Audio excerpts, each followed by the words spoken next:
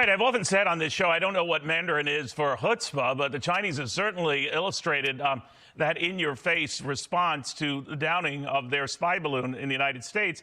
They call it a violent and unnecessary act, incomprehensibly hysterical. That's coming from China's Wang Yi. He is their top diplomat, the equivalent of our Secretary of State. And wouldn't you know, our Secretary of State, Antony Blinken, both of these guys are in the same place at the same time, yards apart, I'm told, at this Munich conference. Will they meet? Should they meet? Let's go to Mike Pompeo, our former Secretary of State, kind enough to join us. Secretary, do you think the two of them should meet? Neil, good morning. Thanks for having me on. I spent a lot of time with Wang Yi and his colleague Yang Jiechi, the state counselor. I'm happy if they meet, but it's not about the meeting. It's about what it is we deliver. We should never mistake words, gatherings, good feelings, cocktail parties for actual deeds that respond to the threats that the Chinese Communist Party is posing. And this balloon, Neil, it's really a symptom of the Biden administration's policies with respect to China. They have not confronted in a way that is serious and that would cause Xi Jinping. Wang Yi is just an actor, an agent of Xi Jinping. We haven't confronted the system in a way that will convince him that to fly a slow-moving balloon over the United States for 5 days is just simply not something we're going to permit to happen. And so, a meeting, I suppose, is fine.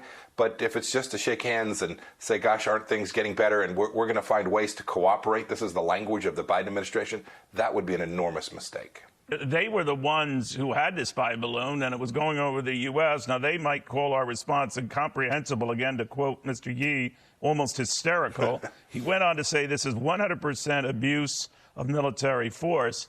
But they did that, and yet we're the ones apparently trying very hard to open the channels of communication, but they hang up, essentially, on the defense secretary, and they nix any other overtures we've made since.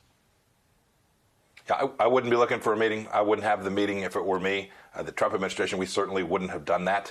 But if they do, if they bump into each other in the Munich Security Conference, and it should be, our response should be determined and real, not just a bunch of words, Neil. The most important thing is not the things we say, but the responses that we take, directly confronting what it is the Chinese Communist Party is doing. We can't forget that, they say, well, gosh, we stopped it from jamming us. But for 5 days, the whole world watched America's sovereignty being violated. And then subsequent to that, it appears that we shot down a bunch of things that were probably a bit of an overreaction to look tough.